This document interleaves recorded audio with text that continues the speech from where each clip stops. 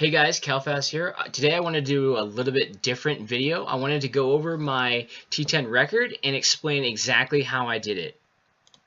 So here we have the clip. I'm going in as my geo. This was about, I'm going to say 5 days ago. And if you really want to get the time, you can go ahead and slow the YouTube video down and do the math to get the exact time. So I'm just waiting for him to come around the corner so he's close to the lava pool. Because when you bring him down to health, just like that, he has to walk all the way to the pool, and if he's further away, it'll take longer. Okay, there's the second phase and the third phase. Okay, so now I want to explain exactly how I did it, and there are a lot of pieces that go into this, so sit back, relax. I am sorry, I do tend to ramble a lot, so you're probably in for a long video, but if you're super curious, stick around and enjoy. Okay, so the first thing I want to explain is the T10 crafting bug. Now, originally, the main idea when crafting was you put in your weapon, you put in all your imprints, and you should come out with a prefix and a suffix. However, that's not the case, or wasn't the case up until today. Before, you could put in your prefix and your suffix and come out with something that looks like this. So the way I like to explain it is, let's say prefix equals A and suffix equals B. You could come out with a double prefix, AA, a double suffix, BB, or even the two mixed up with the suffix first and then the prefix. Being the only option that actually made sense was the unbugged or the single prefix, single suffix. So now let me explain the damage modifier, right? So on a prefix, for example, pentaspread, you'll get 4 extra shots, so now you're shooting 5 shots, but each shot's going to deal a little bit less damage. And that makes sense because you would be stupid strong if you just shot just as much damage out of every bullet. So that prefix damage modifier applied on both of these prefixes. So what that means is, let's say you have a normal staff and it shoots 1,000 damage, and then you slap penta on it. Well, instead of shooting 1 shot that deals 1,000 damage, you're shooting 5 shots that each deal 700 damage. However, this bug, crafting bug, when you had 2 pentas, instead of 700 per shot, now you're dealing about 400 or even 500 damage per shot. So having this extra penta on here only reduced your damage. That's it. So I got to thinking, what if I could take advantage of these prefix weapons? What if I could find 2 different prefixes that both positively affected the same weapon? So instead of penta having reduced damage, what if I did something else? So my first step to figuring this out was to look at the potency to damage ratios. So this normal rate right here, what this represents is your potency to damage. So this is your potency stat. It's increased by a lot of things, as you guys know, including your gear, relics. You can see the necklace, the weapon, stuff like that. Now this over here represents how much damage your non-critical hits are doing, or your base damage. So these rates that I measured were simply what this to this is, the ratio, okay? So these rates were taken with no legacies and no gear on, besides simply the weapon. So a normal weapon with no prefix, no suffix would generally have a rate about 1.5. So if I had this 700 right here, this would be more like 150. However, there are a few things that affect these numbers. Okay, sorry about that. In this case, we see a pentaspread wavy equipped, so that the daggers will affect this because it's a different ratio. And of course, I asked him when he had legacies on as well. So this number is increased specifically with Nemesis. So let's just say he had no legacies on, but he had this equipped.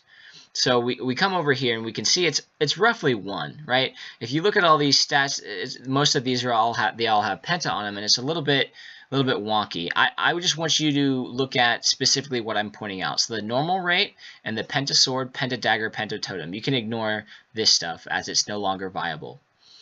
So the penta dagger has about 1-to-1 ratio. So this should be 711, but again, as I said, this is affected by Nemesis. So what I did was I went through a pile of different prefixes to try to find one that had a really, really good ratio. And eventually, I found exactly that. If you guys can remember, I'm sure a lot of you guys watching the video also probably heard about how I was looking for close but powerful for a long time. Now, I was really trying to test that on a lot of weapons because I found that if you put close but powerful on a weapon, the rate increases. So, what if I mixed Penta Wavy with close but powerful? What would happen? And the results were pretty cool. Okay, so here's a table that I used to gather stats to see if my theories were actually correct. Now, there's a lot of numbers, so try and just follow with me. I'll explain everything as we go. So for this test, let's just use the Sentinel. This right here is a T10 sword that has Penta and Swiftness. It's a level 12, T10, level 12, maxed out sword, Penta sword, so it's just one prefix, one suffix. A normal weapon, as you will, an unbugged weapon. Now I took off all my gear, all my legacies, and I just had my relics, and I was dealing about 472 damage per projectile. Okay, so that's actually hitting it on the dummy. Now, with the same exact scenario, no gear, no legacies, I used this weapon. Now, what this represents is a weapon, a sword with Penta and close but powerful, a double prefix weapon. Okay, so if we look at this number, we can see it's a considerable amount more than this one right here. Of course, it doesn't look like too much damage, but when you start adding in all your gear, all your legacies, oh boy, it's pretty cool. And just with a quick test, I was only using T9 gear, but I was pulling right around 270k DPS. Pretty good. So as you could see, I was basically manipulating weapons so that they would have the exact two prefixes that I wanted to in order to make a weapon that really deals more damage than it should. However, it gets even better. One day I was talking to my friend Shade, and he was talking about how he had this weapon that had deprecated on it, and it seemed to be like another version of close but powerful, except it shot even closer to your body, it had less range, and did even more damage. So, of course, I had to test it out. I threw 2 melee shots and 2 wavy pentas into a pickaxe and crafted it up. Fortunately, it came out perfect, and the results were absolutely insane. If you look at the bottom of your screen here, you can see 760,000 DPS.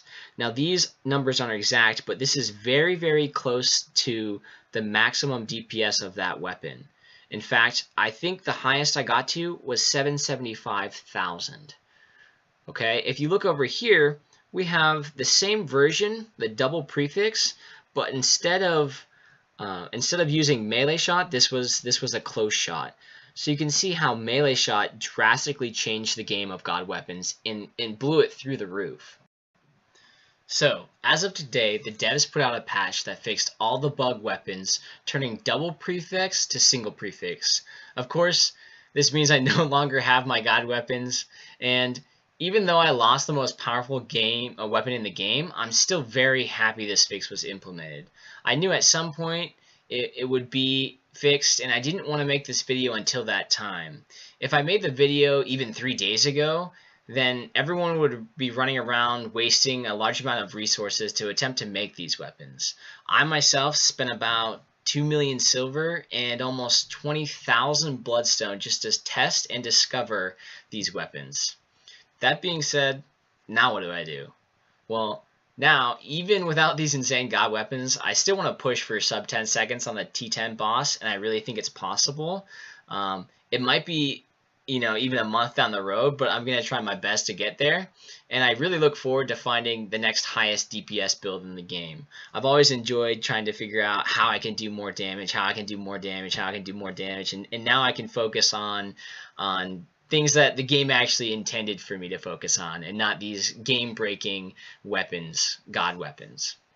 As always, guys, thanks for watching the video. If you stuck with me through this whole one. I know it was a mouthful of a lot of stats, a lot of numbers, but I really enjoyed making this video. It was super fun for me.